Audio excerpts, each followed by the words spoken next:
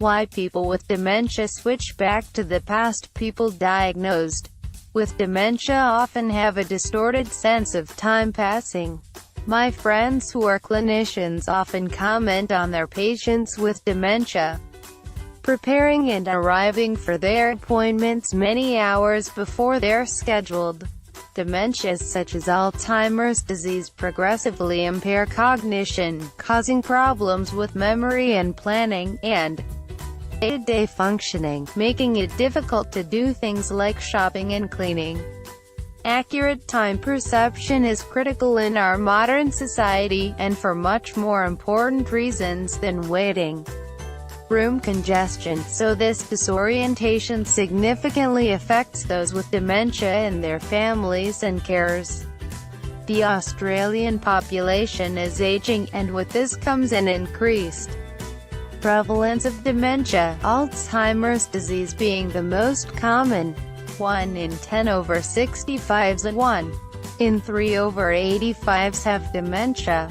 There are neurological reasons why those affected by dementia judge the passage of time differently, and can access remote memories from many decades ago while unable to remember events of the past few hours. Time perception in dementia. Those with dementia judge the passage of time quicker than older adults without dementia, as well as younger adults. This is for prospective time perception, where people are instructed to estimate an upcoming time interval, and retrospective time estimation, where people judge time after the event has occurred, requiring them to mentally travel back in time. A person with dementia is likely to underestimate how long they waited at a bus stop. As a practical example, a person with dementia is likely to underestimate how long they waited at a bus stop if asked when the bus arrived, retrospective time perception, and how long they will be on the bus for their specified journey, if asked as the bus started, prospective time perception. Those diagnosed with dementia may underestimate time due to difficulties in recollecting all events in the short-term past, creating a feeling of a relative empty time travel. Someone without dementia may remember the boy cycling his bike, the yellow car parked next to the shop, the noisy lawnmower, and the couple playing tennis on their walk to the bus stop, while someone with dementia is likely to remember fewer of these events, creating the sense that less has occurred and therefore less time has passed. Living in the past. There is a link between the perception of time and memory function in those with dementia. Family members often report their loved ones with dementia sometimes live in the past, even reverting back to first languages. This is because memory is not just one process in the brain, but a collection of different systems. Those with Alzheimer's disease may have impairments in short-term memory. However, remote memory can be left relatively intact, so they're able to remember public and personal events many decades ago, but unable to recall what happened earlier that day. A fascinating case study illustrates this dissociation in remote and short-term memory in Alzheimer's disease. A retired taxi driver diagnosed with Alzheimer's disease showed remarkable spatial memory of downtown Toronto, Canada, where he had driven taxis and worked as a courier for 45 years. This was despite showing impairments in short-term memory and general cognitive functioning.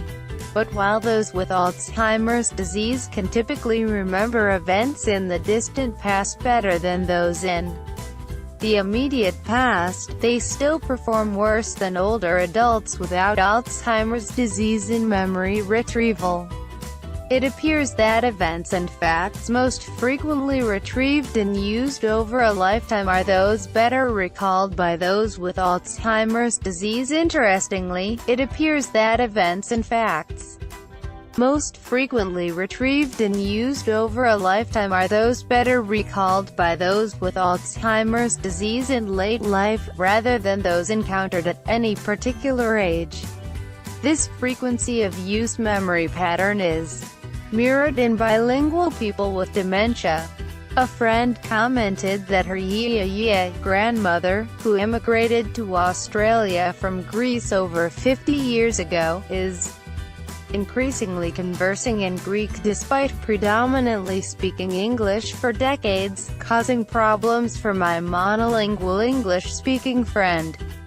Those with dementia often revert to their first language. This commonly begins with utterances from the first language appearing in conversation from the second language. This occurs more often in those less proficient in their second language, rather than being related to the age of acquisition of their second language. So, how does this happen?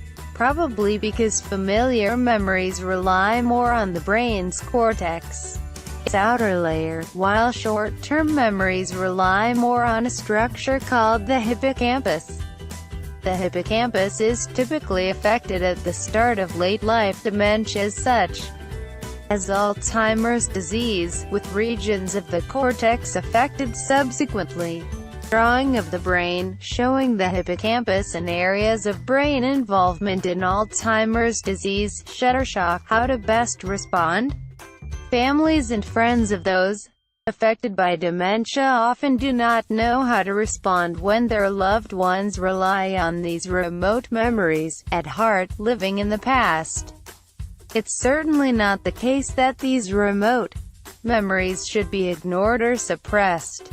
Rather than trying to bring the person with dementia back to reality, families and carers may try to enter their reality, building trust and empathy, and reducing anxiety. This is known as validation therapy, but many families and carers will practice this technique without knowing its name. Reminiscence therapy has also been shown to increase mood, well-being and behavior in those with dementia.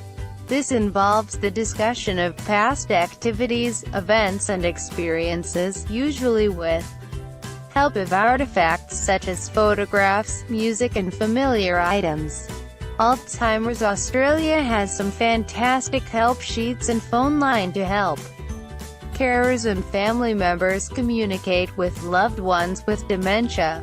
Building resilience. There is nothing that can completely protect us from a future diagnosis of dementia, but a cognitively stimulating lifestyle can at least delay the onset of dementia.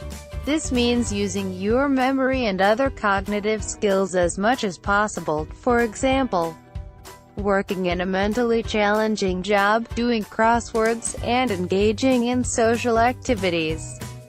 The more frequently we recall and use memories over our lifetimes, the more likely we will have access to them in our old age. Hannah Keege, Senior Lecturer in Psychology at University of South Australia, and Tobias Loacher is Lecturer, Psychology at University of South Australia. This article was originally published on The Conversation. Read the original article.